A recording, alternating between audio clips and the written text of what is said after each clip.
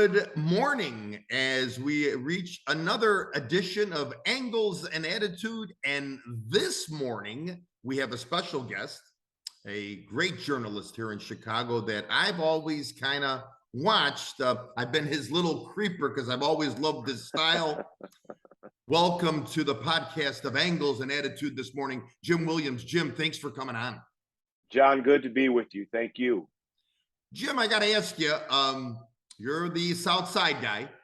Yeah. And again, I've always enjoyed watching you on the television. There's a presence about you. I always say, I learned this from my father. There's a presence about you that draws you sometimes to a person. You're kind. Thank you. No problem.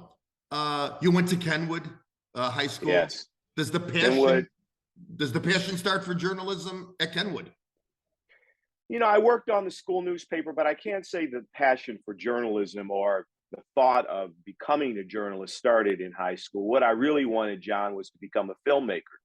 I loved movies when I was a teenager. You know, I loved The Godfather and The French Connection and Buck and the Preacher and One Flew Over the Cuckoo's Nest and all those great movies of the 1970s. And that was really my passion. That was my dream. I go down to the Central Library, which is now the Cultural Center in Chicago, and I would read film journals. And I was just fascinated by motion pictures, and the thought of doing that is what fired me up. I had a little 8mm camera. This was long ago. So before the the video cameras and the cell phones that we have today, and dabbled with it in high school. So that was my passion. To theater in high school, played a couple of years on the football team, the freshman and sophomore team at Kenwood. And so I love sports as well, but movies, that's where my heart was. Oh, wow. That's fantastic. And again, it takes something like that to drive you to that next step. Like I always say, one door closes, you think you can't do it, and it opens up another door where somebody sees this. So you're off from the Kenwood days, then you're off to Columbia.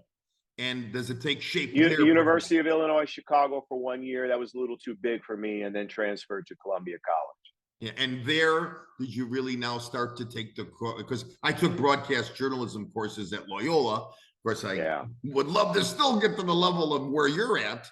But does it really take shape there in the way of these courses? Well, here's what happened.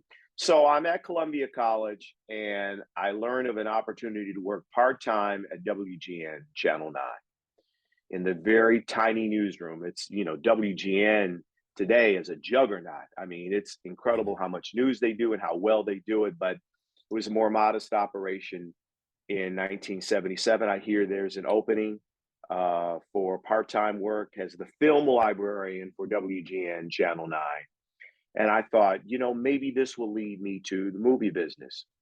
WGN had some pretty famous people who came through there in the 60s, including William Friedkin, who was a director at Channel 9 and later became the Oscar-winning director of The French Connection. And I said, well, maybe, this is the media world, and maybe, I will find a path to the movies. And so that's kind of my introduction to professional journal. I always liked the news. I always loved current events, and I read a lot about current events, and I read the newspaper religiously, and I watched local television newscasts, loved Channel 2 with Bill Curtis and Walter Jacobson. So I certainly understood and appreciated journalism, and especially broadcast journalism. But still at 20 years old, I was thinking the movies, and maybe this part-time job at WGN will lead me there.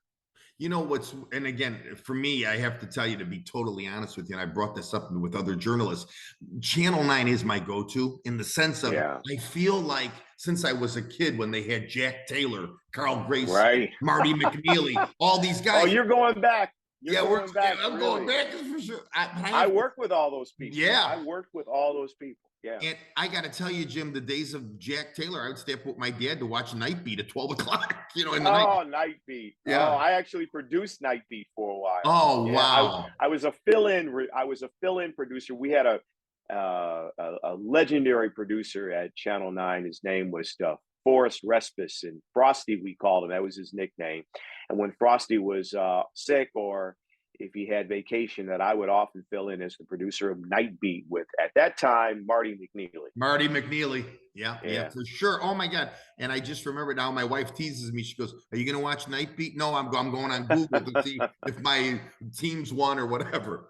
But I have right. to tell you, so you're there, and like you said, I saw the part about you with the the librarian part, meaning the film part. Yeah. The thing that really amazed me, and I think I would have been like wowed, and I'm sure you were wowed by it at the time. After GN, you become the press secretary for Richard M. Daley. Yeah. So let me go back just a little bit. So became the film librarian. I was 20 years old, 1977. I always say 2 days after Elvis Presley died is when my career in television started. So I was the film librarian, and my job was to catalog all the film that had been in the newscast. You know, if you might need that film or that tape in 2 or 3 years if you're revisiting a story. So that was my job. WGN radio and television were under the same roof on Bradley Place. Only television is there now. Radio left and went down the Tribune Tower in the 1980s. But in the late 70s, we were under the same roof.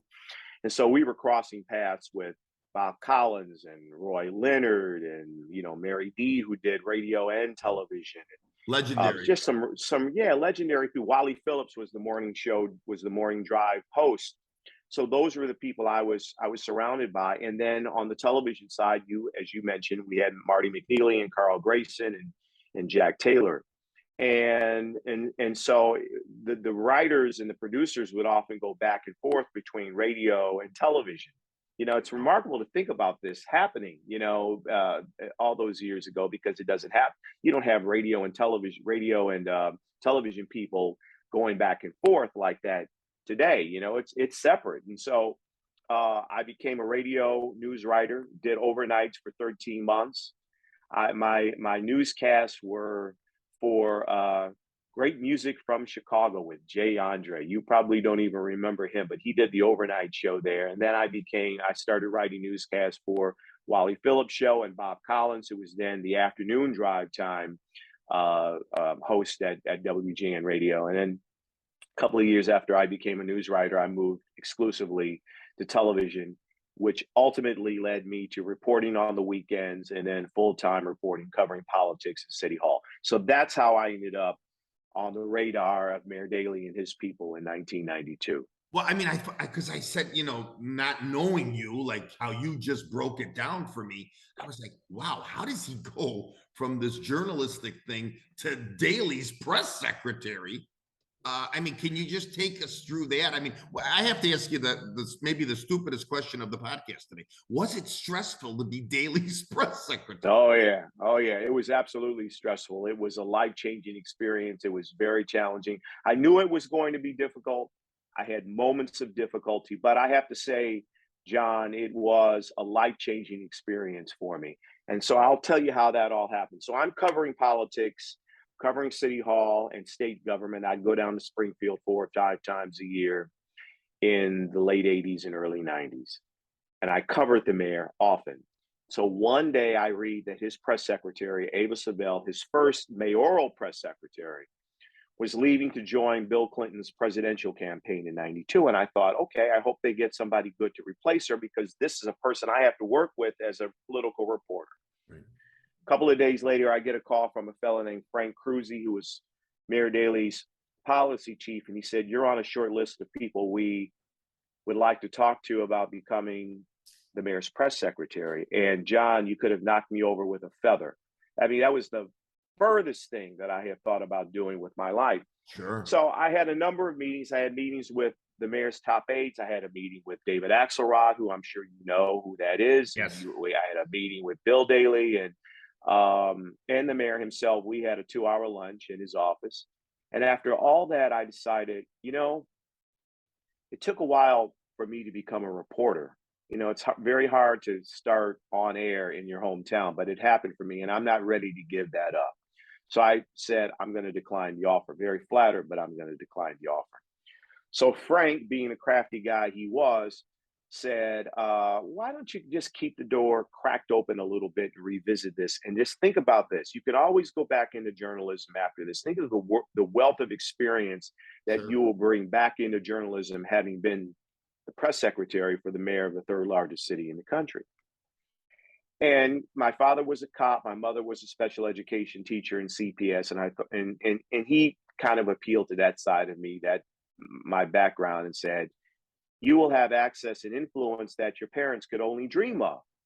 So that was a winning argument. And John, if I'm candid with you, I have to say that I turned the job down initially, if I'm honest with myself, because I was afraid of the job, that I knew it was going to be 24/7. I knew that when you're in that position, if you're working for the mayor of a major city, there's going to be a lot of criticism directed at him and directed at you. And it scared me. And I thought, after some soul searching, that, okay, this is the reason to take the job, because it does scare me. I have to take a chance. And if it doesn't work out, it doesn't work out. But I have to have some courage here. So I did it. And I did it for 5 years, and it was a tremendous experience. Everything good that I thought might happen happened, and everything bad that Right? I thought might happen happened. Happens. And you know, that was a different era. I can't imagine what it must be like to serve as a press secretary for a major city mayor, or a large state governor, or certainly, good Lord, the president of the United States, because we're in a 24/7 news cycle right now. I mean, you have to respond to things on social media. When I started, there was no 24/7 news cycle. Right. And so the pressure, I think, is much greater than it was during my era. But I like to say, John, that it was a character building experience. For sure. And you And accepted it that was good. challenge. You accepted a Uh, challenge. I accepted the challenge, and I'm glad I accepted the challenge. It made me smarter. The one thing I will say about Mayor Daley, he surrounded himself with a lot of smart people, and you can't help but get smarter yourself through osmosis. And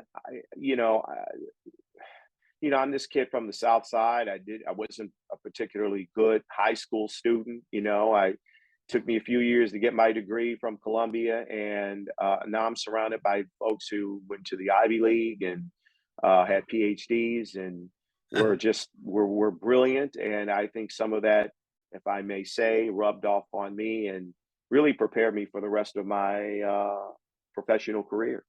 You know, Jim, just well put what you just said, because we as the public, I don't live in Chicago. My business is in Chicago, my travel Yeah. agency, but we as the public do not know what goes on with what you just broke down. Meaning, let's bring up Mayor Lightfoot for a minute.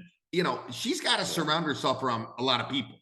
And, Yeah. every day this woman is facing different challenges, changes, right or wrong. What Yeah. you just said, we don't see that as the public. It's easy for us to be on the couch like we do about our sport teams and everything else, our newscasters, and Mhm. critique. But we truly, can you answer me this? We truly don't know what's going on in the day-to-day operation, let's say, of what you did. I don't think people realize that when you are the mayor of a city like Chicago or New York or Los Angeles or Philadelphia, Houston, name a big city, name a small city for that matter. You have people pulling at you. You're trying to serve sometimes constituencies that are in conflict. You're trying to bring peace between the police department and the community. You are dealing with and want to listen to the social justice activists. Um, you want to create a police department that is held accountable, yes, but also is not demoralized. I mean, it's a very difficult balancing act when you are the mayor of a place like Chicago, and the pressure is enormous. Sure. And I don't think people understand. We look at them kind of clinically. We don't realize that they're flesh and blood, and that they have families, and the pressures and the difficulties that any human being has. And then you add their professional responsibilities. Now, look, no one should feel sorry for any mayor, whoever the mayor is, because this is a job that they've chosen. Nobody put a gun to their head and said, you've got to be the mayor of the city of Chicago. Exactly. This is something that they went from neighborhood to neighborhood seeking votes. This is something they sought. And when they get it, they have to accept the responsibilities and the difficulties that go along with it. I have to ask you, since we went from the GN days, and of course, your high school and college, we go to the GN days, and now we talk about what you did here, which just listening to this is phenomenal. I wish I had another hour to talk to you about that. But you love challenges, my friend. Now you go to ABC. Yeah. I mean, and when I read that too, you became the correspondent there, ABC, for the World News Tonight with Jennings and Good Morning America, Nightline. I mean, again, was that like, okay, now I want to see how good and bad I am on the dance floor? What was your next? Well, once I began a career in journalism at Channel 9 in the late 70s, I decided this would be my life's work. I wasn't going to do the movies. I wasn't going to pursue that. My life's work would be in broadcast journalism. And my the operation that I admired most was ABC News. It was taken over by a legendary television man named Roone Arledge. Yes. And Roone Arledge was the producer, creator of Wide World of Sports. He was the president of ABC Sports, and then he took over the news division. In addition to keeping his job in the sports area, he took over ABC News in the late 70s and really revitalized that operation. So I was thinking, one day, wouldn't it be great if I could be a correspondent for ABC News? Wow. Now, you work in politics, you work in government PR, and you think, well, maybe journalism is in the past. Maybe I need to pursue a job in corporate America as a spokesperson, a community affairs person. And I was offered a really great job. I won't say what company it was, but it was a big company. So about 3-4 years into my time with Mayor Daley. And I can't say that I was tempted, but I was intrigued by it, John. And it came with a lot of perks. The salary was very good. There was a private membership at a club in Chicago, and it certainly intrigued me. And it didn't excite me though. And then I got a call. One of the things that I did when I started with Mayor Daley was start a television show called Chicago Works. And I had a producer who was brilliant, but I was the host of this show. So it kind of kept me involved on some level in television, broadcasting. It was on cable access, but it was on television in front of the camera. And I got a call. I was in France with Mayor Daley in '96. I'll never forget it. We were in Bordeaux, and I get a call from the office in Chicago. There's a woman who is going to be the bureau chief in Chicago for a brand new cable news outfit, hasn't even gone online yet. And she wants to talk to you about the possibility of maybe being a correspondent based in Chicago for this brand new news operation. It was the Fox News channel. And so I flew to, and that, John, was eye-opening because it was exciting. The possibility of going, that, I was more than intrigued there. I was excited about that possibility of just getting back into broadcast journalism. Sure. So I flew to New York. We couldn't reach an agreement on a contract, but I said, okay, now I'm convinced that I need to return. I need to find a way to return to television news. And so put out resumes, contacted people, hired an agent, went to ABC, brought me to New York for some interviews. I had to do an audition tape. I had to go out to Brooklyn to cover a story. That was not going to be on the air. It was an audition tape. Right. And, I knew that just going through that process that I was making the right decision to pursue television news, and was hired by ABC News as a correspondent. How long did you do that for, Jim, with the ABC? I worked at ABC from 1997 until 2001, and my primary shows were World News Tonight with Peter Jennings and Good Morning America. Incredible. Traveled all over the country, got to go to Asia for the network, went to Japan and Taiwan and China and Hong Kong, and it was a tremendous experience. Oh my God. My friend Bob Jordan, who I think the greatest. I'm sure you know, Bob is wonderful. Bob worked for CBS News as a correspondent in the late 70s and early 80s. And he said to me all those years ago, he said, working for a network news operation is like getting a PhD in broadcast journalism. And it certainly turned out to be true. Some incredibly talented people at Talent. ABC News. What And I was a certainly true served gentleman by that. Jordan is. I'd love to Oh, talk Bob's to the him. best. Yeah, Bob is a great guy. I got a chance to talk to his partner Jackie Bang, but then Oh, she yeah. speaks so highly of him. But this, I saw then that after all that, your love for Chicago, you come back to GN for a year. Is that true? Yeah, I did. I did some per diem work. I started a production company and did some per diem work for WGN for about a year and a half. And, they welcomed me back and it was great. And then the news director at WGN, Carol Fowler, became the news director at Channel 2 and she brought me over there. That's how I ended up at CBS 2 20 years ago. Wow. So right My from there. longest place of employment. Listen, they picked a good one. We'll say they picked a good one who wanted to come back. You've done just a tremendous work there. But thank you. I have to tell you that going back to the thing with Jennings and Good Morning America and all that, I mean, like when you said you talk about experience and everything else, I mean, the things that you had to see, it was, I mean, you were probably just learning every step of the way and seeing things that you probably never thought you were going to see, right? Well, I mean, to go to China and Japan and Taiwan and Hong Kong to cover stories. I did a story for Nightline and for World News with Peter Jennings on China's crackdown on a group called Falun Gong, a quasi-religious group. So even when I signed with ABC in '97, did I envision one day doing a story like that? No. I mean, I couldn't see that happening, but it did, and it was a tremendous experience. Peter Jennings himself would often edit my scripts because he was the managing editor of his broadcast. That was an eye-opening, instructive experience. He had very talented producers, field producers in the various bureaus and senior producers at what they called the RIM, the circular table at ABC News. And when you wrote a script, they placed a very high premium on correspondents who could write. So you write your script, you send it to New York, 2 or 3 people look at it, including Peter Jennings, and they would make their edits and their changes. And you can't help but get better at your craft when you're surrounded by people like that. Right. And I guess that old saying is, I heard this so many times from my father, just in what I do, you surround yourself around good people and good things are going to happen, as that's motto. People who will challenge you, people who will offer constructive criticism, people who will take time with you, people who will be mentors.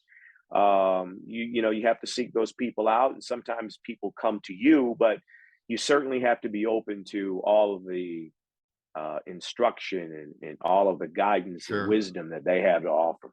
I have to ask you, if you had to pick, I'll give you a little bit of a gap here. If you had to pick 5 mentors that you really think about from time to time that come up in your mind that put, for you coming in, because now I consider you the mentor. People well, I'm about the oldest person in my newsroom right now. You don't look old. Well, it's just, John, it's amazing. This is a cliche of how fast it all goes. I mean, just yesterday I was 20 years old starting my career, and now here I am in my mid 60s, much closer to the end than the beginning. It's remarkable. Mentors, that's an easy one. We talked about one guy, Bob Jordan, who was a great mentor, a dear friend, a big brother, a confidant, somebody who showed me how you lead a public life. Right. No matter where you go with Bob Jordan, a crowded restaurant or a street corner somewhere, he was just so kind and gracious, still is kind and gracious to the people who come up to him. And believe me, lots of people do. So to see that as a young guy, this is how you act in public. This is how you treat people, viewers who come up to you. And he was just so incredibly encouraging to me in the newsroom at Channel 9. Never saw me as a threat, said, here's what I know, and always was quick with a pat on the back. I could say the same thing about a man you've interviewed, Steve Sanders. Steve is just a wonderful guy. And again, the same level of mentorship, encouragement. Bob and Steve were just great broadcast journalists and, really wonderful writers and inquisitive and smart. And Steve was, always had a kind and encouraging word. When you're starting out, most people, I think, and no matter what the profession is, you're battling insecurities and uncertainty. And to have people who are older and experienced in your corner giving you encouragement, offering a kind word goes a Sure. long way. A fella, it breaks my heart to say that he died recently, Jim Ramsey. Oh, Jim, when I was at Channel 9, Jim was the weatherman on the weekends, and then he would report 3 days a week. So he was doing news and weather. weather. And the first few pieces I did on the air, Jim always had a kind word about them. He said, "I can't believe you're just starting out. It's like you've been doing this a long time." Now, I don't know that that was true, John, Yeah. but the fact that Jim Ramsey said that to me just gave me tremendous confidence. So I would certainly say that he was a mentor. The very first person I met in the WGN newsroom in 1977 was an African American woman named Gloria Brown. There was a time when Gloria Brown was the only Black employee at WGN. She started as a secretary and later became a producer and a business manager for the newsroom. And she was just so good to me. She's not old enough to be my mother. She's old enough to be my big sister, Big and sister. she was a big sister to me. And I have no doubt that I would not be in this position without Gloria. That I would be in this position without Gloria. That Sure. just would be an impossibility. Um, and then I would say, if you're asking me to pick, five people, I would have to say that. Well, I might have to leave that one open. Okay. Just so many people Sure. were good to me. I mean, Rick Rosenthal, who was, you Oh, might remember Rick. Rick was the 9 o'clock news anchor and when I met him, he was the newsman for the Wally Phillips show on oh, radio. He was just doing radio. And in my early days of news writing, he was always very encouraging when I would, write scripts for him. He had a very heavy pen. Man, he would edit scripts. I'd look at some of the edits that he made on the scripts written by other folks, and I said, "Boy, I sure hope I don't have all those black lines on yeah. Yeah. He and, was and, crunching and everything words out. scribbled on top of those black lines. I sure hope that doesn't happen to me." But he was And good to Jim, me as not to well. interrupt you, I don't know what combo I like better, Rosenthal and Allison Payne, or Steve Sanders and Allison Payne. And I loved Allison Payne because, as you know, Yeah, my friend, she was easy on the ice. She was a yeah. beautiful woman, and we lost her too soon. Yeah, we sure did. We sure That was just tragic. When she was 26 years old when Oh, she started, I was there when she visited the station for the first time and saw her growth and her talent. And yeah, it's a tragedy. well, I have to say this. I know we have a few minutes here left before we both got to start our days here, but I have to tell you, I want to congratulate you on being inducted into the National Television Academy of Arts and Sciences Silver Circle Award for the Yeah, lifetime of work you've done in Chicago. thank Fantastic. I you, mean, that thank you, talk about John. what Jim Ramsey said. I think it's right here in the award. And I have to thank you of what happened in April because I was watching a newscast and I didn't know about it. And I think it was Erica, the lady who does the evening news, Yeah, Edward, Erica Sargent. and now, yeah, Erica Sargent. That Yeah, you on congratulations on your award for the National Civil Rights Hall of Fame for your dedicated service to Chicago. Jim, yeah. I truly don't know how to thank you because you're one of my favorites. I'm not just saying Thank you, this. John. I'm this North Side guy. And when you said yes to me in that email, I was like, I called my wife. I go, "You're not going to believe who's coming Oh, on." And oh, you're too kind. Thank you, John. It's a pleasure talking to you. Thank you for yeah, your warm words and your warm welcome. and I got to tell you, I hope that somewhere down the road we can do another one. And just so you know, when you're doing that news or whatever you're doing. And by the way, I want to tell you just real quick, I love when you did that stories to tell. Uh, Ah, yeah, that was yeah. great. We're gonna try to get that going again. We got sidelined because of the pandemic, John, but Sure. we're gonna resurrect that. Again, Jim Williams, last thing I want to tell you, and it comes from the president of CBS, Jeff Harris. It's Jim's deep understanding of Chicago that helps him deliver insightful reporting on the communities we serve, bringing to light the impactful stories that capture the spirit of our city. And that comes from Jeff Harris, the vice president of CBS News. Thank you. Thank you very much, John. Jim Williams, thank you. And let's hope to see each other down the road. Absolutely. Thank you. Take care now. Be well. You too, sir. Thank you.